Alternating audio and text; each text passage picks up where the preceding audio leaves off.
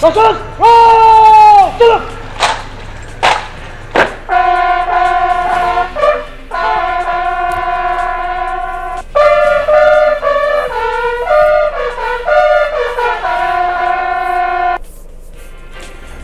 শহীদ বুদ্ধিজীবী স্মৃতিসৌধে দেশের সূর্য সন্তানদের স্মরণ করলেন রাষ্ট্রপতি। শহীদ বেদিতে ফুল দিয়ে প্রধান উপদেষ্টার বিনম্র শ্রদ্ধা।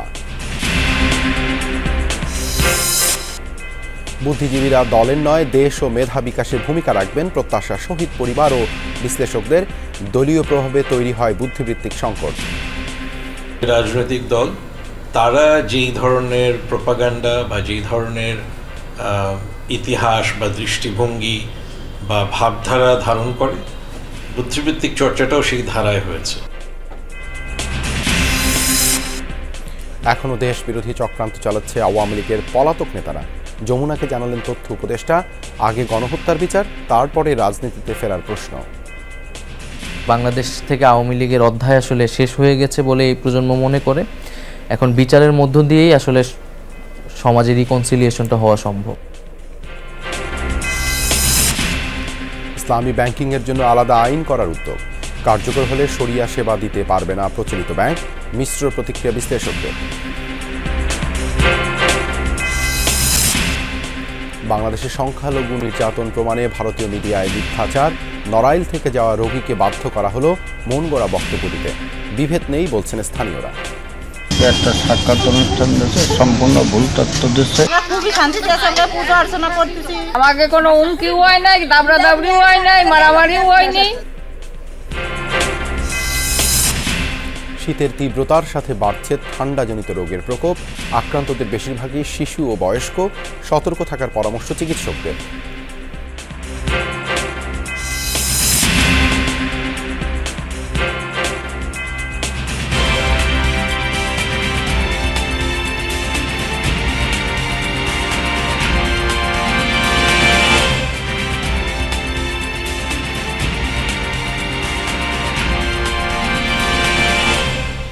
আমন্ত্রণ যমুনা নিউজে আপনাদের সঙ্গে আছি আমি দেবাশিস রঞ্জন সরকার। এতক্ষণ শিরোনাম দেখছিলেন।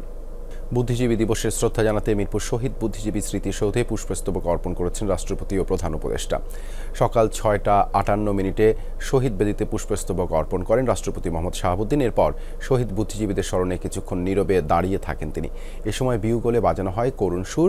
শহীদদের প্রতি শ্রদ্ধা জানিয়ে গার্ড অব অনার প্রদান করে 3 বাহিনীর একটি চৌকুশ দল। সকাল 7:15 নাগাদ স্মৃতিসৌধে পৌঁছান প্রধান উপদেষ্টা ডক্টর মোহাম্মদ ইউনূস। শহীদ বেদিতে পুষ্পস্তবক অর্পণের পর কিছুক্ষণ নীরবে দাঁড়িয়ে থাকেন অন্তর্বর্তী সরকার প্রধান। 3 বাহিনী প্রদান করে গার্ড অব অনার। এ সময় স্মৃতিসৌধে উপস্থিত ছিলেন উপদেষ্টাদের অনেকে। রাষ্ট্রীয় আনুষ্ঠানিকতা শেষে 3 বাহিনীর প্রধান এবং বাকি উপদেষ্টাদের সাথে কুশলাদি বিনিময় করেন তিনি। আজ দিনভর শ্রদ্ধা জানাবেন শহীদ বুদ্ধিজীবী পরিবারের সদস্য, যুদ্ধাহত এবং বীর মুক্তিযোদ্ধারা। এছাড়া রাজনৈতিক দল এবং সর্বসাধারণের জন্য উন্মুক্ত থাকবে স্মৃতিসৌধ।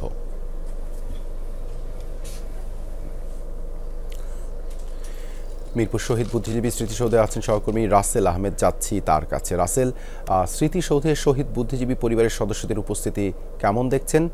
এখন পর্যন্ত কোন কোন রাজনৈতিক দলের পক্ষ থেকে শ্রদ্ধা জানানো হয়েছে?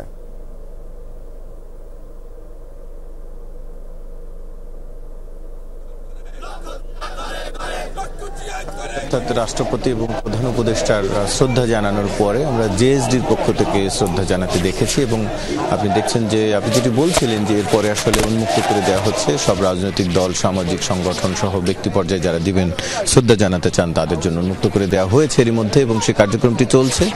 রাজনৈতিক দল এবং বিভিন্ন সামাজিক সংগঠনের পাশাপাশি বিভিন্ন শিক্ষা প্রতিষ্ঠানের পক্ষ থেকে শ্রদ্ধা জানানো হচ্ছে। এই মুহূর্তে আমরা দেখছি যে ঢাকা বিশ্ববিদ্যালয়ের একটি হলের পক্ষ থেকে শ্রদ্ধা জানানো হচ্ছে এবং এরপরই রয়েছে জাতীয় বিশ্ববিদ্যালয়ের পক্ষ থেকে শ্রদ্ধা জানানো। আমরা কিছুক্ষণ আগে দেখছিলাম মিরপুরের একটি ফিটনেস ক্লাবের পক্ষ থেকে। এটি এই জন্য বলছিলাম যে বিভিন্ন সামাজিক সংগঠনের পক্ষ থেকেও শ্রদ্ধা জানানো হয়েছে এবং হচ্ছে। কিছুক্ষণ আগে আমরা দেখেছি বৈষম্য বিরোধী ছাত্র আন্দোলনের যে মিরপুর ইউনিট, সেখান থেকেও তাদের পক্ষ থেকেও শ্রদ্ধা জানানো হয়েছে। এখন পর্যন্ত এভাবেই আসলে চলছে। বিশেষ করে রাষ্ট্রপতির এবং প্রধান উপদেষ্টার শ্রদ্ধা জানানোর পরে যখন উন্মুক্ত হয়ে আছে আমরা দেখেছি তখন এই যে মাজার রোড বলা হয় যে সড়কটিকে, সেই সড়কের 2 পাশেই অনেক মানুষ অপেক্ষা করছিল এবং আপনি জানেন যে গেল কয়েকদিন ধরেই যেহেতু একটু শৈত্য প্রবাহ রয়েছে, ফলে খুব সকালটাতে শীতের আমেজটাও ছিল বেশ খানিকটা, এবং সেটি উপেক্ষা করেই অনেক সংগঠন বা ব্যক্তি পর্যায়ে এসছেন, এবং আমরা দেখছি সময়ের সাথে সাথে বাড়ছে। কারণ মানুষও হয়তো জানেন যে যেহেতু একেবারে ভোরবেলাটাতে সাধারণত যারা রাষ্ট্রীয় প্রধান থাকেন তাদের কারণে অন্যান্য সাধারণ মানুষের সিকিউরিটির কারণেই আসলে সাধারণ মানুষের প্রবেশে নিষেধাজ্ঞা থাকে, সে কারণে সবাই একটু দেরি করে আসার চেষ্টা করেন যেন বাধাহীনভাবেই শ্রদ্ধা জানাতে পারেন এই বুদ্ধিজীবী দিবসে বীর যারা শহীদ হয়েছেন তাদেরকে যারা শ্রদ্ধা জানানোর মাধ্যমে স্মরণ করতে পারেন। সে কারণে ফলে সেই প্রক্রিয়াটি শুরু হয়েছে। আমরা দেখেছি উপদেষ্টা বা রাষ্ট্রপতি যাওয়ার পর বেশ খানিকটা সময় তুলনামূলকভাবে কম লোকজন ছিল বা ফাঁকাই দেখা গেছে, এখন সেটি সময়ের সাথে সাথে ভরে উঠছে। এর মধ্যে আমরা যেটি দেখছি আসলে মানুষ যে বিষয়গুলো চাইছে, একে তো সেই বলতে চাইছে এখন সময়ে যে আন্দোলনের এই দাবি মনোযোগ ছিল একটি সামাজিক আন্দোলন, মানুষ চাইছে একটি বৈষম্যহীন সমাজ ব্যবস্থা গড়ে তুলতে। কারণ যেই উদ্দেশ্য নিয়ে বুদ্ধিজীবীরা লড়েছিলেন, মুক্তিযোদ্ধারা লড়েছিলেন, সেই উদ্দেশ্যটি স্বাধীনতার 50 বছর 53 বছর পরে এসেও বাস্তবায়িত হয়নি। যে বৈষম্যহীন একটি সমাজ ব্যবস্থার কথা তারা বলছিলেন সেটি বাস্তবায়িত হয়নি, ফলে তারা চাচ্ছেন সবাই একটি বৈষম্যহীন সমাজ ব্যবস্থা গড়ে উঠুক। দেবাশিস। ধন্যবাদ রাসেল। যুক্ত হবার জন্য আমাদের সাথে আরও সহকর্মীরা যুক্ত হয়েছেন। তানভীর মৌসুম রয়েছেন, যাচ্ছি তার কাছে। তানভীর, সর্বসাধারণের জন্য কখন নাগাদ উন্মুক্ত করা হয়েছে স্মৃতিসৌধ, কেমন দেখছেন মানুষের ঢল?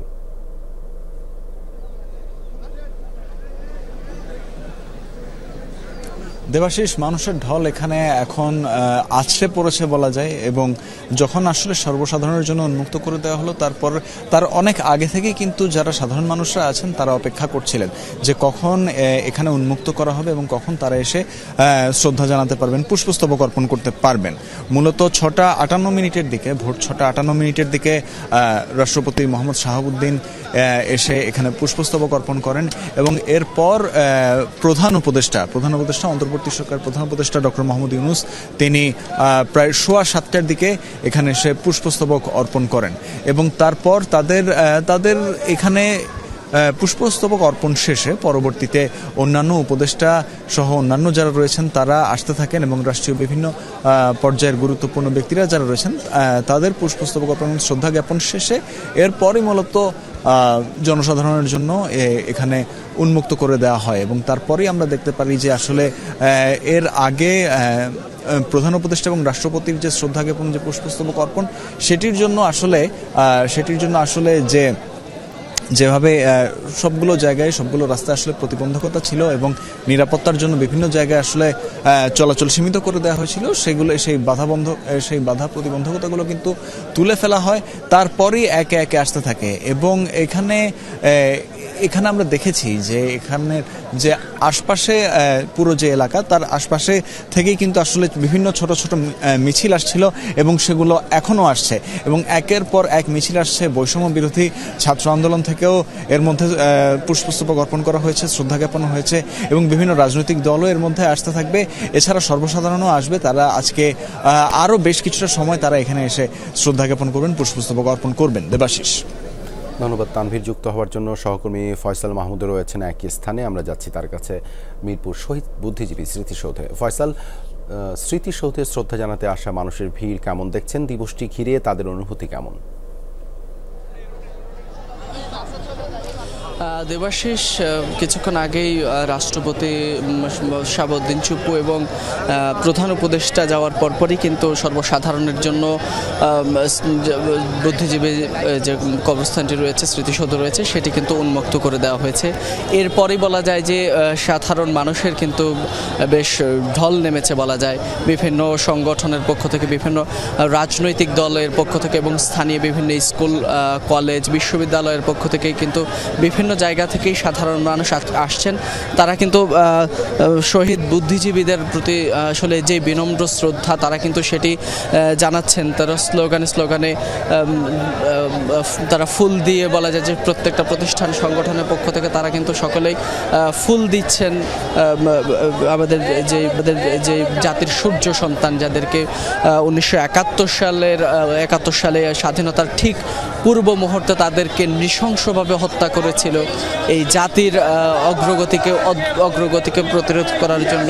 সেই সূর্য সন্তানদের কিন্তু আজকে জাতি শ্রদ্ধা ভরে স্মরণ করছে। সেই জায়গায় আপনারা দেখছেন যে ছোট ছোট মিছিলে কিন্তু রাজধানীর বিভিন্ন স্থান থেকেই কিন্তু আমরা দেখছি খণ্ড খণ্ড মিছিল নিয়ে আসছেন বিভিন্ন রাজনৈতিক দল, বিশেষ করে বাংলাদেশ জাতীয়বাদী দল বিএনপি ছাড়াও আরও যে সকল রাজনৈতিক দলগুলো রয়েছেন তারা কিন্তু বিভিন্ন তাদের থানা, ওয়ার্ড কিংবা তাদের বিভিন্ন জায়গা থেকেই কিন্তু খণ্ড খণ্ড মিছিল নিয়ে আসছেন। এছাড়া ঢাকা বিশ্ববিদ্যালয়ের বিভিন্ন হল থেকে আমরা দেখেছি মিছিল আসছে। এর বাইরেই কিন্তু আমরা দেখছি বিভিন্ন স্কুল কলেজের পক্ষ থেকেও কিন্তু আমরা দেখছি যে মিছিল আসছে। বলা যায় যে আসলে শহীদদের প্রতি যে শ্রদ্ধা সেটি কিন্তু এরই মধ্যে সাধারণ মানুষ শ্রদ্ধা জানাতেই কিন্তু সবাই ভিড় করছেন মিরপুরের বুদ্ধিজীবী স্মৃতিসৌধে এবং তারা কিন্তু সকলেই যাচ্ছেন একের পর এক। এই ছিল দেবাশিস। ফয়সাল, ধন্যবাদ আপনাকে আমাদের সাথে যুক্ত হবার জন্য। সারা দেশে পালন করা হচ্ছে শহীদ বুদ্ধিজীবী দিবস। এবারে ঢাকার বাইরের সে খবর জানতে চাই। সহকর্মী হোসাইন শাহিদ যুক্ত হচ্ছেন ময়মনসিংহ থেকে। তিনি আছেন ময়মনসিংহ ডাক বাংলো এলাকায় বুদ্ধিজীবী স্মৃতিস্তম্ভে। শাহিদ, আজ কি আয়োজন আছে? দিনটিকে ঘিরে শ্রদ্ধা নিবেদন করতে আসা মানুষের উপস্থিতি কেমন?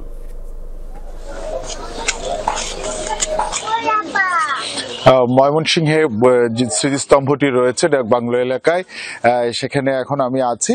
সকাল 7:30 থেকে শুরু হয়েছে এখানে শ্রদ্ধা নিবেদন। ময়মনসিংহ বিভাগীয় কর্মকর্তাগণ এবং জেলা এবং সদর উপজেলা কর্মকর্তাগণ এবং প্রশাসনের বিভিন্ন অফিস থেকে কর্মচারীরা তারা শ্রদ্ধা জানিয়েছেন এবং পাশাপাশি ময়মনসিংহের যে শিক্ষা প্রতিষ্ঠান রয়েছে, শিক্ষা প্রতিষ্ঠানের প্রধান এবং শিক্ষা প্রতিষ্ঠানের শিক্ষকরা তারা এসে এখানে শ্রদ্ধা নিবেদন করছেন। কিছুক্ষণ আগেই অনুষ্ঠানটি প্রায় শেষের দিকে।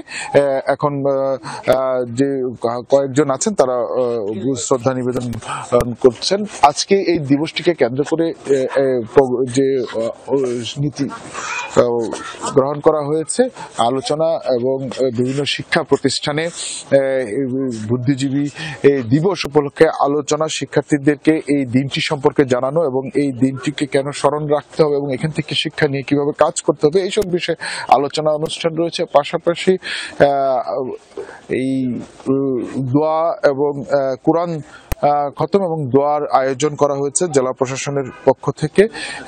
এই ধরনের আয়োজন দিয়ে দিনব্যাপী এই অনুষ্ঠানটি আসলে সম্পূর্ণ করা হবে। যে জায়গাটিতে আমরা এখন দাঁড়িয়ে আছি, যেখানে শ্রদ্ধা নিবেদন করা হচ্ছে যে স্মৃতিস্তম্ভের এখানে, এটি ব্রহ্মপুত্র নদের পারে।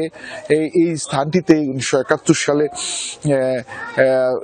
বুদ্ধিজীবীদের এবং নিরীহ মানুষদের এখানে ধরে এনে হত্যা করে ব্রহ্মপুত্রে, বলা হয় যে ব্রহ্মপুত্রের পানিতে ভাসিয়ে দেওয়া হতো। সেই জায়গাটিকেই এই জায়গাটিতে শহীদ বুদ্ধিজীবী দিবস এবার উদযাপন করা হচ্ছে এবং ময়মনসিংহের বিভিন্ন শ্রেণী পেশার মানুষ এই দিবসটিকে উপলক্ষ করে এখানে আসছেন এবং তারা তাদের শ্রদ্ধা নিবেদন করছেন। তো এই মুহূর্তে আসলে এই যে সকালের যে আনুষ্ঠানিকতা, যেটি সকাল 7:30টায় শুরু হয়েছিল, সেটি প্রায় শেষের দিকে। এখন সাধারণ মানুষ শ্রদ্ধা নিবেদন করছেন, তারপরে এই অনুষ্ঠানটি কিছুক্ষণের মধ্যে শেষ হয়ে যাবে। আমাদের সহকর্মী ময়মনসিংহ থেকে যুক্ত হয়েছিলেন। আগামী বাংলাদেশে কোনো দলের হয়ে নয়, বুদ্ধিজীবীরা ভূমিকা রাখবেন জাতি গঠনে, প্রজন্মের মেধা বিকাশে। শহীদ বুদ্ধিজীবী দিবসে এমনই প্রত্যাশা শহীদ পরিবার ও বিশ্লেষকদের। তারা বলছেন, অতীতে বুদ্ধিভিত্তিক চর্চায় দলীয় প্রভাবের কারণে তৈরি হয়েছিল সংকট, সেখান থেকে বেরিয়েই সূচনা নতুন অধ্যায়ের। তাহিদ মিথুনের রিপোর্ট। 14 ডিসেম্বর 1971 ইতিহাসের ন্যাক্কারজনক দিন। মুক্তিযুদ্ধে পরাজয় নিশ্চিত জেনে পাক হানাদার বাহিনী মেতে ওঠে বাঙালি জাতিকে মেধাশূন্য করার নেশায়। এদেশীয় দোসরদের নিয়ে শিক্ষক, বিজ্ঞানী, চিন্তক, সাহিত্যিক, সাংবাদিক, শিল্পী, চিকিৎসক, প্রকৌশলী, আইনজীবী, ক্রীড়াবিদ সহ বহু মেধাবী সন্তানকে টার্গেট করে হত্যা করে তারা। জাতির শ্রেষ্ঠ সন্তানরা পায়নি এক ফোঁটা পানি কিংবা এক টুকরো কাফনের কাপড়। বিজয়ের পর রাজধানীর রায়ের বাজার ও মিরপুর বধ্যভূমি সহ ঢাকা এবং বিভিন্ন স্থানে বুদ্ধিজীবীদের মৃতদেহ মেলে চোখ হাত বাঁধা ক্ষতবিক্ষত অবস্থায়। শহীদুল্লাহ কায়সার, গোবিন্দচন্দ্র দেব, মুনির চৌধুরী, ফজলে রাব্বি, আলিম চৌধুরী, সিরাজ উদ্দিন হোসেনের মতো আলোকিত দেশবরণ্য সন্তানেরা ছিলেন ঘাতকদের নীল নকশায়। এই ঘটনায় স্তম্ভিত ও হতবাক হয় বিশ্ববিবেক। 10ই ডিসেম্বর থেকে 15ই ডিসেম্বর পর্যন্ত একটা সুপরিকল্পিত কিন্তু গোপন ভাবে করা একটি আঘাত, যেটি 16 ডিসেম্বরের পরে আসলে সবাই জানতে পেরেছে। তারা তো জানতো যে পাকিস্তান থাকছে না, তারপরে এই হত্যাকাণ্ডের কারণটা হচ্ছে যে দেশ আসবে সেই দেশ যেন দাঁড়াতে না পারে, বুদ্ধিভিত্তিক দিক থেকে যেন পঙ্গু থাকে। শহীদ বুদ্ধিজীবী পরিবার ও বিশ্লেষকদের মতে স্বাধীনতা পরবর্তীতে এদেশে বুদ্ধিভিত্তিক চর্চা হয়েছে কম। এক ধরনের দলীয়করণের কারণে সৃষ্টি হয় সংকটও। পরবর্তীকালের যে বুদ্ধিজীবীদের বুদ্ধিভিত্তিক চর্চা, সেখানে দুঃখজনক হলো যে সেটা রাজনীতিকীকরণ হয়েছে, এবং সেটার কারণে যেটা হয়েছে জাতি দিক নির্দেশনাটা বিভ্রান্ত একটা দিক নির্দেশনা পেয়েছে। অনেক সময়ই ক্ষমতাসীন যে রাজনৈতিক দল তারা যেই ধরনের প্রোপাগান্ডা বা যেই ধরনের ইতিহাস বা দৃষ্টিভঙ্গি বা ভাবধারা ধারণ করে, বুদ্ধিভিত্তিক চর্চাটাও সেই ধারায় হয়েছে। বুদ্ধিভিত্তিক জগতের যে ধসটা, সেটা বাংলাদেশের এই স্বৈর শাসনের ভিত্তি তৈরি করার ক্ষেত্রে একটা বড় ভূমিকা পালন করেছে। মানে 1971 সালে যে বুদ্ধিজীবীদের হত্যা করেছে পাকিস্তানিরা, তাদের চেতনা যদি আমরা খেয়াল করি তাহলে দেখব যে পরবর্তীকালে বহু বুদ্ধিজীবী, বহু লেখক শিল্পী বুদ্ধিজীবী তাদের সাথে এক ধরনের বিশ্বাসঘাতকতা করেছেন, সেই চেতনার ধারাবাহিকতা রক্ষা করেননি। পরিবর্তিত প্রেক্ষাপটে সেই ধারা থেকে বেরিয়ে আসবেন বুদ্ধিজীবীরা এমন প্রত্যাশা জানিয়ে তারা বলছেন, তরুণ প্রজন্মের মধ্যে বুদ্ধি চর্চা আর চিন্তা হবে শুধুই দেশ এবং জাতির ভবিষ্যৎ বিনির্মাণে। বাংলাদেশে বুদ্ধিভিত্তিক জগতে নতুন নির্মাণের একটা তাগিদ তৈরি হয়েছে। এখন এই বুদ্ধিভিত্তিক জগতের একটা বড় ধরনের অভ্যুদয় ছাড়া রাজনৈতিক ক্ষেত্রে বা অর্থনৈতিক ক্ষেত্রে যে পরিবর্তনের আকাঙ্ক্ষাটা তৈরি হয়েছে, সেই পরিবর্তনটা নিশ্চিত করা যাবে না। প্রতি বছরের ন্যায় এবছরও রাষ্ট্রীয়ভাবে যথাযোগ্য মর্যাদায় পালিত হচ্ছে শহীদ বুদ্ধিজীবী দিবস। তাওহিদ মিথুন, যমুনা নিউজ, ঢাকা। প্রতিদিনই ষড়যন্ত্র হচ্ছে দেশের বিরুদ্ধে, ছড়ানো হচ্ছে নানা প্রোপাগান্ডা। এর বিপরীতে ঢাল ছাত্র জনতার ঐক্য আর এতদিনের বঞ্চিত রাজনৈতিক দলগুলোর নব উদ্যম। যমুনা নিউজের সাথে তরুণ উপদেষ্টা নাহিদ ইসলামের কথোপকথনে উঠে এসেছে দল হিসেবে আওয়ামী লীগের ভবিষ্যৎ নিয়ে আরও নানা প্রশ্নের উত্তর। তার সাথে কথা বলেছেন সহকর্মী লামিয়া তিথি।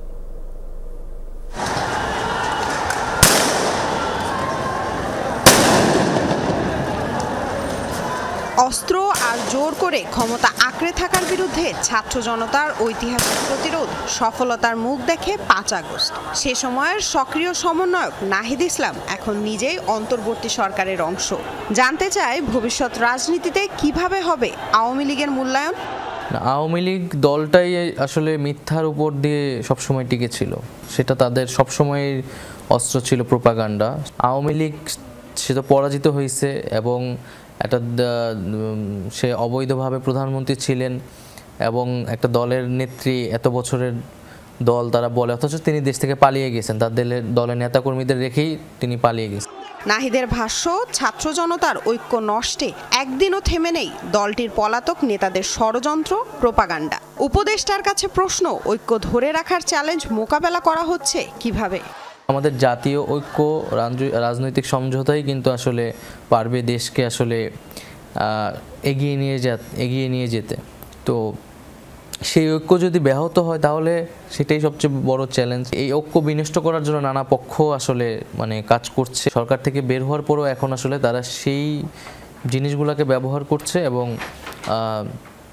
অপতথ্য প্রচার করছে, প্রোপাগান্ডা করছে। তো আমরা সেই জায়গায় হয়তো আমরা মনে করি যে সত্যটাকে আমরা তুলে ধরতে চাই। আমরা গণমাধ্যমগুলোর ক্ষেত্রে সেই আহ্বান সহায়তা চেয়েছি। দল হিসাবে প্রকাশ্য রাজনীতিতে ফিরতে পারবে কি আওয়ামী লীগ? নাহিদ বলেন, আগে গণহত্যার বিচার, তারপর সেসব ভাবনা। বিচারের মুখোমুখি হওয়ার জন্য মানসিকভাবে প্রস্তুতি নেওয়া উচিত। তো বাংলাদেশ থেকে আওয়ামী লীগের অধ্যায় আসলে শেষ হয়ে গেছে বলে এই প্রজন্ম মনে করে। এখন বিচারের মধ্য দিয়েই আসলে সমাজের রিকনসিলিয়েশনটা হওয়া সম্ভব। আওয়ামী লীগ সহ তাদের অঙ্গ সংগঠনগুলোর যারা পালিয়েছেন, যারা এখনো আত্মগোপনে বিচারের মুখোমুখি হতে তাদের প্রস্তুত হওয়ার হুঁশিয়ার দিলেন উপদেষ্টা নাহিদ। লামিয়া তিথি, যমুনা নিউজ, ঢাকা। জুলাই গণঅভ্যুত্থানে 1971 সালের পুনরাবৃত্তি দেখা গেছে। শহীদ বুদ্ধিজীবীদের মতাদর্শ ধারণ করে অন্তর্বর্তী সরকার, এমনটাই বললেন প্রধান উপদেষ্টার প্রেস সচিব শফিকুল ইসলাম। তরুণদের আত্মত্যাগ এবং দেশ করার নতুন সুযোগকে নষ্ট হতে দেয়া যাবে না, এ মন্তব্য করলেন আইন উপদেষ্টা। মিরপুরে শহীদ বুদ্ধিজীবী স্মৃতিসৌধে দাঁড়িয়ে এসব মন্তব্য করেন তারা। যেভাবে ঠক করে ওনাদেরকে ধরে নিয়ে গিয়েছিল পাক হানাদার বাহিনী এবং তাদের দোসররা, আপনি একই পুনরাবৃত্তি কিন্তু আমরা জুলাই দেখেছি। প্রফেসর ইউনুস বা ওনার টিম, আমরা পুরো শহীদ বুদ্ধিজীবীদের যে আইডিয়ালস, তাদের যে লড়াই, সেটাকে আমরা ধারণ করি। আজকে এই শহীদ বুদ্ধিজীবী দিবসে এসে তাদের সেই লড়াইয়ের কথাও মনে পড়ছে। আমরা 1971 সালে বহু মানুষের আত্মত্যাগের পর, বহু শহীদ বুদ্ধিজীবীর আত্মত্যাগের পর আমরা স্বপ্নের বাংলাদেশ গড়তে ব্যর্থ হয়েছিলাম, একদলীয় মানসিকতার জন্য, একটা দলের ব্যর্থতার জন্য। আজকে কোনোভাবেই যেন সেই ব্যর্থতার পুনরাবৃত্তি না হয়। আমাদের তরুণদের আত্মত্যাগের বিনিময়ে রাষ্ট্র গড়ার যে দ্বিতীয় সুযোগ আমরা পেয়েছি, সেই সুযোগ যেন আমরা কোনোভাবেই নস্যাৎ না করি, সেই সুযোগ যেন আমরা কোনোভাবেই নষ্ট না করি। রায়েরবাজার বুদ্ধিজীবী স্মৃতিসৌধে আছেন সহকর্মী শওকত মঞ্জুর শান্ত। যাচ্ছি তার কাছে। শান্ত, স্মৃতিসৌধে শহীদ বুদ্ধিজীবী পরিবারের সদস্যদের উপস্থিতি কেমন দেখছেন? এখন পর্যন্ত কোন কোন রাজনৈতিক দলের পক্ষ থেকে শ্রদ্ধা জানানো হয়েছে? দেবাশিস, সকাল থেকে এখন পর্যন্ত বলতে হবে সাধারণ মানুষের যে অংশগ্রহণ সেটি সময়ের সাথে সাথে বাড়তে শুরু করেছে এবং আমরা কিন্তু দেখতে পাচ্ছি যে বুদ্ধিজীবী শহীদ বেদি, সেই বেদি কিন্তু ফুলে ফুলে আচ্ছাদিত হয়ে যাচ্ছে এবং এখানে সাধারণ মানুষ, রাজনৈতিক দলের মধ্যে বিএনপি সহ বিএনপির যে অঙ্গ সংগঠন রয়েছে, মহানগর বিএনপির বেশ কিছু নেতাকর্মীরা কিন্তু এসেছেন এবং আমরা দেখতে পাচ্ছি কিছুক্ষণ আগে এখানে মুক্তিযুদ্ধ বিষয়ক উপদেষ্টা তিনি এসেছেন, তিনি শ্রদ্ধা জানিয়েছেন এবং এখন প্রত্নতত্ত্ব বিভাগের পক্ষ থেকে শহীদ বুদ্ধিজীবী যারা রয়েছেন তাদের স্মৃতির প্রতি শ্রদ্ধা নিবেদন করা হচ্ছে এবং এখানে শহীদ বুদ্ধিজীবীদের শ্রদ্ধা নিবেদন শেষে উপদেষ্টা কিন্তু বলেছেন যে আসলে 1971-এর মুক্তিযুদ্ধে একটি মীমাংসিত বিষয় এবং সেই সময়ে যাদের যা অবদান রয়েছে সেটি 71-এর নিরিখেই তাদেরকে শ্রদ্ধা নিবেদন করতে হবে এবং এখানে নতুন প্রেক্ষাপটে আসলে নতুন করে ভাবনার সুযোগ নেই এবং আমরা কিন্তু এখানে দেখছি যে গণতান্ত্রিক ছাত্র কাউন্সিল তারা এসেছেন শ্রদ্ধা নিবেদন করতে এবং একই সাথে বাংলাদেশ জাতীয় জাদুঘর সহ বেশ কিছু প্রতিষ্ঠানের পক্ষ থেকে কিন্তু ইতিমধ্যেই শ্রদ্ধা নিবেদনের জন্য এসেছেন এবং আমরা দেখতে পাচ্ছি যে এখানে পরিবার সহ সন্তানদেরকে নিয়ে কিন্তু বাবা মা এসেছেন এবং আজকের দিনে যেই ইতিহাস, সেই ইতিহাসকে যেন এই শৈশব থেকে ধারণ করতে পারে সেই চেষ্টাই কিন্তু এই অভিভাবকদের মধ্যে আমরা দেখতে পাচ্ছি। তো বলতে হবে যে যত সময় গড়াচ্ছে সাধারণ মানুষের অংশগ্রহণ আরও বাড়বে এবং আমরা আশা করছি যে কিছুক্ষণের মধ্যেই হয়তো বা এই স্মৃতিসৌধ এলাকা মানুষে টইটম্বুর হয়ে যাবে, কানায় কানায় পরিপূর্ণ হয়ে যাবে। দেবাশিস, ধন্যবাদ শান্ত। যুক্ত হবার জন্য রায়েরবাজার বধ্যভূমি স্মৃতিসৌধে রয়েছেন আরেক সহকর্মী নুননবী সরকার। যাচ্ছি তার কাছে। নুননবী, শান্তর কাছ থেকেও সেখানকার খবর জানছিলাম, আপনার কাছে কি খবর রয়েছে?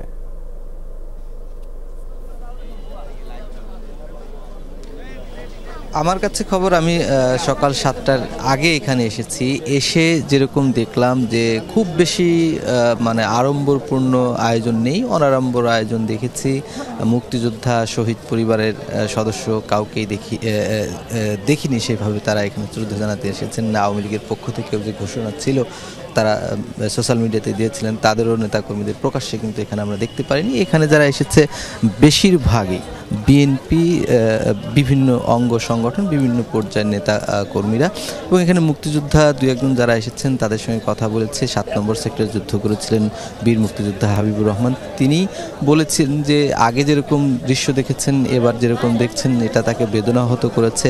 এত বৈষম্য, এত বিভাজন মুক্তিযুদ্ধকে নিয়ে, এবং আমাদের জাতির শ্রেষ্ঠ সন্তানদের হত্যা করা হয়েছে, তাদের স্মরণেও খুব বেশি আড়ম্বরপূর্ণ আয়োজন এখানে দেখা যায়নি। এমনকি এখানে যে সেন্ট্রাল যে সাউন্ড সিস্টেম আছে, ঘোষণা মঞ্চ আছে, সেখানেও দেখেছি বিএনপি নেতাকর্মীরা দখল করে নিয়ে তাদের নেতাকর্মীদের নাম বলেছে। পরবর্তীতে যারা আয়োজক ছিল তারা ঘোষণা করছেন। কিন্তু এখানে যে আমাদের যে এই শহীদ বুদ্ধিজীবী স্মৃতিকে কেন্দ্র করে অথবা বিজয় দিবসকে কেন্দ্র করে, 16 ডিসেম্বরকে কেন্দ্র করে, মুক্তিযুদ্ধকে কেন্দ্র করে যে গানগুলো রয়েছে আমাদের খুবই আমাদের যে জনপ্রিয় গানগুলো রয়েছে মানুষের মুখে মুখে, সেই গানগুলোও কিন্তু এখানে আমরা বাজতে দেখিনি। কিংবা অন্যান্য আয়োজন থাকে, মোমবাতি প্রজ্বলন কিংবা আরও নানা রকমের যে আয়োজন থাকে, চিত্র প্রদর্শনী, সেগুলো কোনো কিছু আয়োজন এবার দেখিনি। মানুষ আসছে, বিভিন্ন শিক্ষা প্রতিষ্ঠান থেকেও এসেছে, সরকারি প্রতিষ্ঠান থেকেও এসেছে, হয়তোবা তারা এক ধরনের তাগিদ থেকে এখানে এসেছেন। কিন্তু যেরকম করে এর আগে আড়ম্বরপূর্ণ আয়োজন দেখা যায় সেরকম দৃশ্য কিন্তু আমরা এখানে দেখতে পাইনি। তবে আয়োজন এখন পর্যন্ত চলছে। মুক্তিযুদ্ধ উপদেষ্টা আসার কথা, এখানে প্রধান উপদেষ্টা বা বিএনপির বড় নেতা কেউ আসেনি। বিএনপির আব্দুল সালাম নামে এক নেতা এখানে এসে কথা বলেছিলেন। দেবাশিস, ধন্যবাদ নবী যুক্ত হবার জন্য। ইসলামী ব্যাংকের জন্য আলাদা আইন করতে যাচ্ছে বাংলাদেশ ব্যাংক। এই আইন কার্যকর হলে প্রচলিত ধারার ব্যাংকগুলো শরিয়া ভিত্তিক ব্যাংকিং সেবা দিতে পারবে না। ব্যাংকাররা এই সিদ্ধান্তের বিপক্ষে মত দিলেও মিশ্র প্রতিক্রিয়া জানিয়েছেন বিশ্লেষকরা। বলছেন ব্যবসায়িকভাবে কোনো সমস্যা না থাকলেও ইসলামী দৃষ্টিকোণ থেকে জটিলতা আছে। প্রশ্ন তুলেছেন বর্তমানে ইসলামী ব্যাংকগুলো কতটা শরিয়া মেনে চলছে। দেশে শরিয়া ভিত্তিক পূর্ণাঙ্গ ব্যাংকের সংখ্যা 10টি। এর বাইরে আরও 30টি প্রচলিত ব্যাংক ইসলামী ব্যাংকিং সেবা দিচ্ছে। এসব ব্যাংকের 33টি ইসলামী ব্যাংকিং শাখা এবং প্রায় 700 উইন্ডো রয়েছে। ইসলামী ব্যাংক কোম্পানি আইনের মাধ্যমে প্রচলিত এবং শরিয়া ভিত্তিক ব্যাংকের ক্ষেত্রে সমান সুযোগ নিশ্চিত করতে চায় বাংলাদেশ ব্যাংক। এটি কার্যকর হলে প্রচলিত ব্যাংক শাখার মাধ্যমে ইসলামী ব্যাংকিং সেবা দিতে পারবে না। এজন্য গঠন করতে হবে সহযোগী প্রতিষ্ঠান। এই সিদ্ধান্ত খুব একটা লাভজনক হবে না বলে মনে করেন ব্যাংকাররা। যেসব ব্যাংকগুলো দেখা যায় ইসলামী ব্যাংকিং করছে উইন্ডোর মাধ্যমে বা ব্রাঞ্চ ব্যাংকিংয়ের মাধ্যমে, তারা কিন্তু প্রত্যেকে কিন্তু ভালো অবস্থায় আছে। এইভাবে করে দিয়ে তুমি হয় ট্রেডিশনাল করবা বা ইসলামী করবা, তাতে করে কিন্তু খুব একটা ভালো ফল আসবে বলে মনে হয় না। আর আমার কাছে মনে হচ্ছে যে আমরা যদি separately balance sheet, separately income statement ঠিকমতো করি এবং আমরা যদি সেন্ট্রাল ব্যাংকের গাইডলাইনটা ঠিকমতো ফলো করি এবং সেন্ট্রাল ব্যাংক যদি তাদের স্ট্রং সার্ভেলেন্স রাখে এবং আমাদের শরিয়া বোর্ডগুলো যদি ঠিকমতো থাকে, আমার মনে এখানে সমস্যা উচিত না। বাংলাদেশ ব্যাংকের উদ্যোগকে স্বাগত জানিয়েছে বিশ্লেষকরা। বলছেন বর্তমান ব্যবস্থায় কোনোটাই পুরোপুরি হচ্ছে না। প্রচলিত ব্যাংক ইসলামী ব্যাংকিং সেবা দিলে তহবিল ব্যবস্থাপনা এবং তদারকি দুটোই কঠিন বলেও মনে করেন তারা। এটা কোনোটাই পারফেক্টলি হচ্ছে না, এটা আমার ব্যক্তিগত অভিমত। কনভেনশনাল ব্যাংকের ব্যালেন্স শিটের সঙ্গে ইসলামিক উইং এটাকে এমার্জ করে তো কনসলিডেটেড ব্যালেন্স শিটটা হয়। আচ্ছা, কতগুলো শরিয়া ভিত্তিক এবং সহি হচ্ছে। আবার ইসলামিক ব্যাংক নামে যে ব্যাংকগুলো করা হলো তারা কতটা আদর্শিক, নাকি ব্যবসার স্বার্থে এই নামটাকে ইউজ করার জন্য এই কাজটা করা হলো? আমি তো ব্যক্তিগতভাবে এটাকে সাপোর্ট করি, কিন্তু এখানে তো আসলে আমরা শরিয়া বেসড ব্যবসা করার জন্য এই ইসলাম ব্যাংকিং করতেছি না। আমরা তো করতেছি খালি 2 পয়সা কামানোর জন্য, ইসলামের নাম টাম বলে লোকজনরে দিয়ে কিছু টাকা পয়সা নেয়া। কিন্তু আপনি যখন লেন্ডিং করতে দেখেন তখন কি ইসলামী ব্যাংকিং করেন? টোটাল পোর্টফোলিওর 1%ও পিএলএস নাই, জানেন, 1%ও নাই। তাহলে ওই ইসলামী ব্যাংকিং আপনি কেন করতে যান ইসলামী ব্যাংকিং নাম দিয়ে? বাংলাদেশ ব্যাংক বলছে আইনটি এখনো খসড়া পর্যায়ে আছে, কোনো বিষয়ে চূড়ান্ত সিদ্ধান্ত নেওয়া হয়নি। যে আইন তৈরি করতে গেলে বিভিন্ন ধরনের স্টেক হোল্ডার অ্যানালাইসিস করতে হয়, আন্তর্জাতিক নীতিমালাগুলো কি আছে সেগুলো দেখতে হয়। আন্তর্জাতিক ইসলামিক ব্যাংকিংয়ে কনভেনশনাল ব্যাংকগুলো কখনোই ইসলামিক উইন্ডো খোলে না। তারা যদি খোলে তাহলে এটা টোটালি পৃথক করার একটা বিষয় থাকে। বাংলাদেশ ব্যাংকের পক্ষে এখন পর্যন্ত এই বিষয়ে কোনো সিদ্ধান্ত গ্রহণ করা হয় নাই, জাস্ট খসড়া আকারে রয়েছে। শর্ত সংশ্লিষ্ট সবার মতামত নিয়েই চূড়ান্ত করা হবে ইসলামী ব্যাংক কোম্পানি আইন। আলমগীর হোসেন, যমুনা নিউজ, ঢাকা। ভারতে চিকিৎসা নিতে যাওয়া নড়াইলের আরও এক নারীকে ভয় ভীতি দেখিয়ে বাংলাদেশের সংখ্যালঘু নির্যাতনের অসত্য তথ্য দিতে বাধ্য করা হয়েছে ভারতীয় গণমাধ্যমে। ওই নারী ভিডিও বার্তায় অভিযোগ করেন তাকে কয়েক ঘন্টা আটকে রেখে এ ধরনের বক্তব্য দিতে বাধ্য করা হয়। স্থানীয়রা বলছেন, এলাকায় দুই সম্প্রদায়ের মানুষের মাঝে কোনো বিভেদ নেই। নড়াইলের লোহাগড়ার নলদি ইউনিয়নের বাসিন্দাদের একটি বড় অংশ সনাতন ধর্মাবলম্বী। এখানে হিন্দু মুসলিম সম্প্রীতি দীর্ঘদিনের। সম্প্রতি ভারতীয় গণমাধ্যমে সেদেশে যাওয়া স্থানীয় সাবেক ইউপি সদস্য উষারানী রায়ের একটি বক্তব্য প্রচার হয়, যা নিয়ে শুরু হয় নানান আলোচনা সমালোচনা।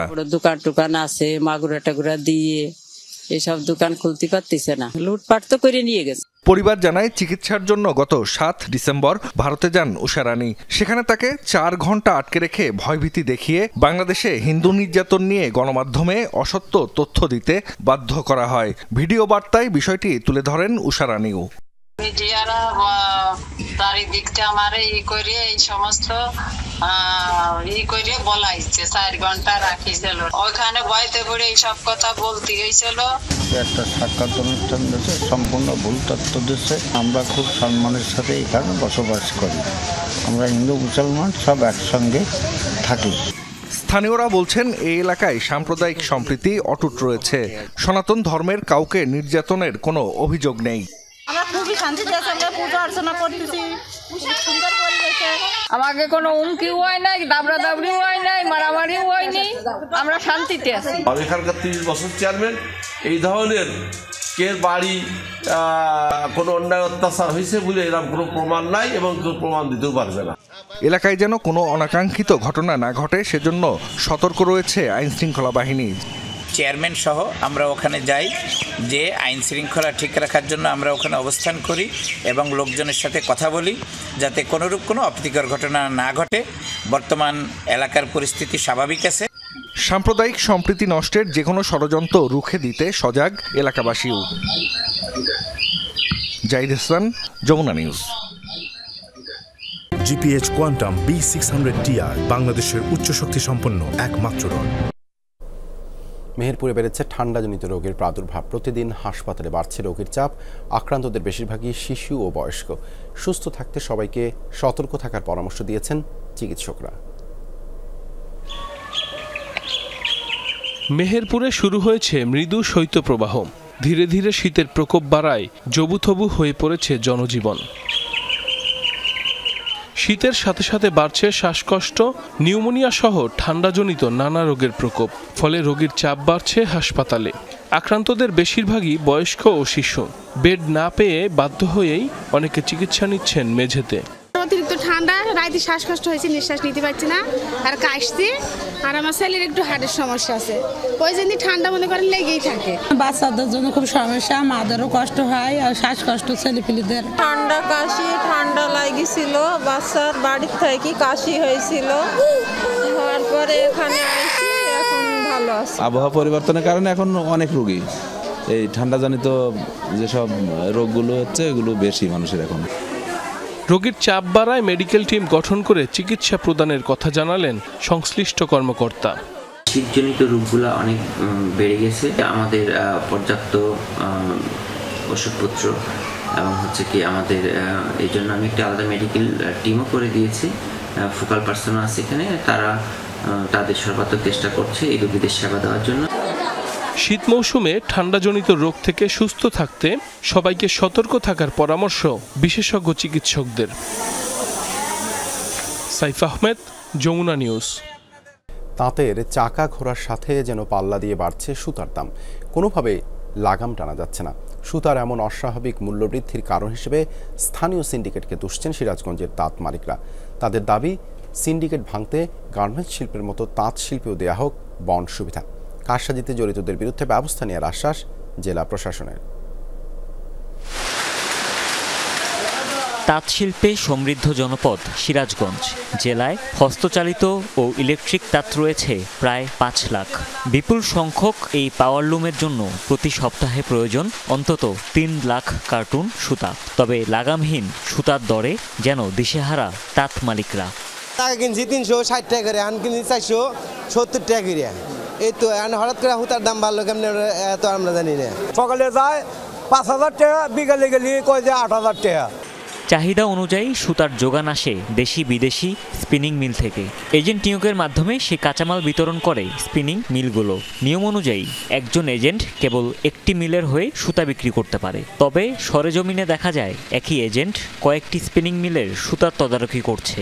এতে জিম্মি হয়ে পড়ছেন কয়েক হাজার তাঁত মালিক। বড় বড় রাগোয়াল আছে, এরা পর্যাপ্ত পরিমাণ সুতা মজুদ আটকা রাখে, সকালে একদম বিকালে একদম ঘন্টা রেট বাড়ায়। মিল মালিকরা তুলার দাম বাড়ায় নাই, এটা সব সিন্ডিকেট করে তাঁতি করে জিম্মি করে রাখছে। আমি তো দাম বাড়ি না, যদি কোম্পানির দাম বাড়া না দেয় আমি বাড়াবো কেন? আমার তো কোনো ই নেই এখানে, আমরা তো সামান্য কিছু কমিশন দেয়, আমাদের কোনো ই নেই। গেল 4 মাসে রকম ভেদে কার্টন প্রতি সুতার দাম বেড়েছে 4 থেকে 8,000 টাকা পর্যন্ত। ফলে অনেক জায়গায় আর ঘুরছে না তাঁতের চাকা। সিন্ডিকেট ভাঙতে গার্মেন্টস মালিকদের পাশাপাশি তাঁত মালিকদেরও বন্ড সুবিধা দেওয়ার তাগিদ সুতা ব্যবসায়ীদের। গার্মেন্টস মালিকদের বন্ড সুবিধা দিলে আমরা তাঁতিরা বন্ড সুবিধাটা পাবো না কেন? এই বৈষম্যটা কেন? ছোট ব্যবসায়ী হোক বড় ব্যবসায়ী হোক না কেন, কিন্তু তাদের যদি বন্ড লাইসেন্স দেয় সরকার, তাহলে মনে করেন যে বাজারটা আপনি স্থিতিশীল থাকবে। সিন্ডিকেটের বিরুদ্ধে কঠোর অবস্থানের কথা জানালেন জেলা প্রশাসক। সুতার দাম বৃদ্ধি পেয়েছে, আমি এই বিষয়ে খোঁজ নিয়ে প্রয়োজনীয় ব্যবস্থা গ্রহণ করব। এবং এই বিষয়ে আজকেই আমি উপজেলা নির্বাহী অফিসারের সাথে কথা বলে প্রয়োজনীয় ব্যবস্থা গ্রহণ করব। লোডশেডিং, সুতার মূল্যবৃদ্ধি সহ নানা প্রতিবন্ধকতায় গেল 4 মাসে জেলার 10,000-এর মতো তাঁত বন্ধ হয়ে গেছে। হুমায়ুন রশিদ, যমুনা নিউজ। একসময় নড়াইলে পাটকাঠি জ্বালানি এবং গৃহস্থালী কাজে ব্যবহৃত হতো। কয়েক বছর ধরে বিভিন্ন কোম্পানিতে কাঁচামাল হিসেবে যোগান দিচ্ছেন স্থানীয় কৃষকরা। চলতি বছর 1,41,000 টন পাটকাঠি উৎপাদন হয়েছে, সরবরাহ করা হচ্ছে রাজধানী ঢাকা সহ বিভিন্ন জেলায়। এই খাতে বছরে ব্যবসা 100 কোটি টাকার। 968 বর্গ কিলোমিটার আয়তনের কৃষিপ্রধান ছোট্ট জেলা নড়াইল। 8 লাখ মানুষের বসবাস, 82% কৃষিকাজের উপর নির্ভরশীল। ধান এবং পাট এ অঞ্চলের প্রধান অর্থকরী ফসল। প্রান্তিক কৃষকেরা পাট আবাদ করেন। কয়েক বছর আগেও চাষিরা পাটকাঠি গৃহস্থলীর কাজে ব্যবহার করত। তখন বাজারে তেমন কোনো মূল্য ছিল না। বর্তমানে পাটকাঠির চাহিদা বেড়েছে, এতে লাভবান হচ্ছে হাজারো প্রান্তিক কৃষক। এখন মালের খুব চাহিদা, এখন সব বাড়ি বাড়ি যাইয়ে কিনে কাওয়ান হিসেবে বান্ধি, চালান দিই, আবার মন হিসেবে বান্ধে টান্ধে সব চালান দিয়ে দিই। আমাদের এই পাটকাঠিগুলো আগে বিক্রি হতো না, এই বছর 2 হয়েছে এই পাটকাঠিটা বিক্রি হচ্ছে। এখন এই খড়িগুলো মূল্যবান হয়েছে, এক আছে বরজ হিসেবে বিক্রি আছে, আর এক আছে খড়ি হিসেবে বিক্রি হচ্ছে। পাটকাঠি কিনতে আনাগোনা বেড়েছে পাইকারদের। নগদ টাকায় কিনে নিয়ে যাচ্ছেন তারা। জেলার বিভিন্ন এলাকা থেকে সংগৃহীত পাটকাঠি খুলনা, বাগেরহাট, বরিশাল সহ দেশের বিভিন্ন জেলায় পাঠানো হচ্ছে। আমাদের পাটকাঠি খুলনা, যশোর, কুষ্টিয়া, ঝিনাইদহ, বারোবাজার, কালীগঞ্জ সব জায়গায় যায়। গ্রামের থেকে কিনতেছি, বড় আগার খড়ি আছে 400 টাকা, 1200 টাকা, আর কাটা খড়ি আছে 400 টাকা কাওয়ান কিনতেছি। এগুলো আমাকে গ্রামের লেখা তো বিভিন্ন জায়গা কিনা আছে, গ্রামের মধ্যে দিয়ে কিনে আইনে ক্যারিং খরচ আছে মেলা, বুঝছেন। আমাকে দেখা ফোস হয়েছে প্রায় 500 টাকা। কৃষি বিভাগ বলছে পাটকাঠি শিল্পের কাঁচামাল হিসেবে ব্যবহার করা হচ্ছে। এখনকার কৃষকরা পাটকাঠি জ্বালানি হিসেবে ব্যবহার করছেন না। বর্তমানে পাটকাঠির বিভিন্ন ব্যবহার বৃদ্ধি পাওয়ার কারণে বিশেষ করে শিল্প প্রতিষ্ঠানগুলোতে যেখানে ফটোকপি মেশিনের কালি, তারপরে বোর্ড এবং ঘরের যে বিভিন্ন পার্টিশন, এই সমস্ত কাজে কিন্তু পাটকাঠির বহুবিধ ব্যবহার আছে এবং ব্যবহার বৃদ্ধির কারণেই কিন্তু এটার ক্রেতা বেড়ে গেছে এবং কৃষক কিন্তু এগুলো মার্কেটে এগুলো বিক্রি করতে পারছে। চলতি বছর জেলায় 23,500 হেক্টর জমিতে পাটের আবাদ হয়। 1,41,000 টন পাটকাঠি উৎপাদন হয়েছে, যার বাজার মূল্য অন্তত 135 কোটি টাকা। Zarin অর্নি, Jamuna news. Bowling action পরীক্ষায় পাশ করেননি সাকিব আল হাসান, ফলে খেলতে পারবেন না ইংল্যান্ড ও ওয়েলস ক্রিকেট বোর্ডের কোনো টুর্নামেন্টে। তবে চেন্নাইয়ে দ্বিতীয়বারের মতো বোলিং অ্যাকশনের পরীক্ষা দিবেন এই অলরাউন্ডার। এর আগে 2010-11 মৌসুমের পর এবছর প্রথম কাউন্টি চ্যাম্পিয়নশিপে খেলেছেন সাকিব। মাত্র 1 ম্যাচ খেলে 9 উইকেট পাওয়া বাংলাদেশি তারকার বোলিং অ্যাকশন ত্রুটির অভিযোগ তোলেন আম্পায়াররা। ফলে চলতি মাসের শুরুতে ইংল্যান্ডের লাফবরো বিশ্ববিদ্যালয়ে স্বাধীন নিরপেক্ষ পরীক্ষায় অংশ নেন সাকিব। সেখানে 15 ডিগ্রির বেশি কোনোই বাঁকা নয়, তার অ্যাকশন অবৈধ প্রমাণিত হয়েছে। 10 ডিসেম্বর থেকে সাকিবের নিষেধাজ্ঞা বহাল থাকবে ইসিবির প্রতিযোগিতায়। সকল জল্পনার অবসান ঘটিয়ে অবশেষে হাইব্রিড মডেলে অনুষ্ঠিত হতে যাচ্ছে 2025 সালের চ্যাম্পিয়ন্স ট্রফি টুর্নামেন্ট, যেখানে পূর্ণ সমর্থন রয়েছে পাকিস্তান, ভারত দু দেশের ক্রিকেট বোর্ডের। অর্থাৎ ভারত তাদের সবকটি ম্যাচ খেলবে সংযুক্ত আরব আমিরাতে। পাকিস্তানের দাবিকৃত ক্ষতিপূরণ প্রত্যাখ্যান করলেও তাদের দেয়া বেশ কিছু শর্ত মেনে নিয়েছে আইসিসি। আসন্ন চ্যাম্পিয়ন্স ট্রফি নিয়ে জলঘোলা কম হয়নি। কথার লড়াইয়ে মেতেছিল চিরপ্রতিদ্বন্দ্বী দুই দেশের ক্রিকেট বোর্ডও। শঙ্কা ছিল টুর্নামেন্ট থেকেই নিজেদের নাম তুলে নেবে পাকিস্তান। অবশেষে দুবাইয়ে থামল সেই কলহ। টুর্নামেন্ট হচ্ছে পাকিস্তানেই, কিন্তু সেটি হবে হাইব্রিড মডেলে। অর্থাৎ পাকিস্তানে নিজেদের ম্যাচ খেলতে যাবে না ভারত। সহসাই তা মেনে নেয়নি পাকিস্তান। জুড়ে দেওয়া হয়েছিল বেশ কিছু শর্ত। দুদেশের সবকিছু বিবেচনা করেই হাইব্রিড মডেলে 2025 সালের চ্যাম্পিয়ন্স ট্রফির অনুমোদন দিয়েছে ক্রিকেটের সর্বোচ্চ নিয়ন্ত্রক সংস্থা। এখন প্রশ্ন জেগেছে দুদেশের দেয়া শর্তগুলো আসলে কি। প্রথমত, ভারতের চাওয়া অনুযায়ী দেশটির সবকটি ম্যাচ অনুষ্ঠিত হবে দুবাইয়ে। সেক্ষেত্রে রোহিত কোহলিরা গ্রুপ পর্ব পেরোনোর পর সেমিফাইনাল কিংবা ফাইনালে উঠলেও একই ভেন্যুতে অনুষ্ঠিত হবে টুর্নামেন্টের হাই ভোল্টেজ 2 ম্যাচ। কিন্তু ভারত যদি নকআউট পর্বে ছিটকে যায়, সেক্ষেত্রে সেমিফাইনাল ও ফাইনাল ম্যাচ অনুষ্ঠিত হবে পাকিস্তানে। অপরদিকে পাকিস্তানের দাবি 2026 সালের টি-20 বিশ্বকাপে ভারতে খেলতে যাবে না তারা। যৌথভাবে ভারত ও শ্রীলঙ্কা আয়োজক দেশ হলেও বাবর রেজওয়ানরা তাদের ম্যাচগুলো খেলবে শ্রীলঙ্কায়। আগামী 19 ফেব্রুয়ারি শুরু হয়ে টুর্নামেন্টের পর্দা নামবে 9 মার্চ। আসরে অংশগ্রহণ করবে আইসিসির র্যাঙ্কিংয়ের 8 দল। তারা খেলবে 2 গ্রুপে ভাগ হয়ে। পরে 2 গ্রুপের শীর্ষ 2 দল যথারীতি খেলবে সেমিফাইনালে। সানজানা আইভি, যমুনা স্পোর্টস।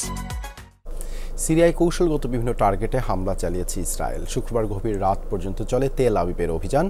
রাজধানী ও আশেপাশের এলাকাগুলোয় জোরদার করা হয়েছে হামলা। সিরিজ বিস্ফোরণ হয়েছে দামেস্কে আক্রান্ত সিরীয় সেনাবাহিনীর ঘাঁটি। শুক্রবার দেশটির বাফার জোনে অভিযানের ভিডিও ফুটেজ প্রকাশ করেছে ইসরায়েলের প্রতিরক্ষা বিভাগ। তেল আবিবের এক বিবৃতিতে বলা হয়েছে, সিরিয়ায় প্রতিরক্ষামূলক মিশন পরিচালনা করছে তারা। কৌশলগত বিভিন্ন পয়েন্টে মোতায়েন করা হয়েছে অস্ত্রসজ্জিত সেনা। পৌঁছে দেওয়া হয়েছে অ্যান্টি ট্যাঙ্ক মিসাইল ব্যবস্থা, মিলিটারি ভেস্ট, গোলা বারুদ সহ প্রয়োজনীয় সামরিক সরঞ্জাম।